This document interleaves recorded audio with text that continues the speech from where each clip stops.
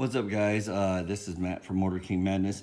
If you guys are trying to figure out how to take off your top cab lights here on a 2017 F-250 2018, I'm going to show you guys a real simple way.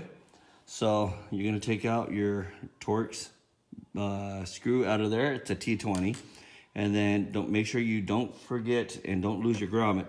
But once you take it out, you're going to pull back and up until it clicks out, and then you'll be able to disconnect it to replace it. Now to put it back in, you just do the opposite. So you push the back in first, and then push down the front, and then go ahead and put your screw in and tighten it down, your T20, and then that's how you replace it. It's gonna be a little hard. These are aftermarket.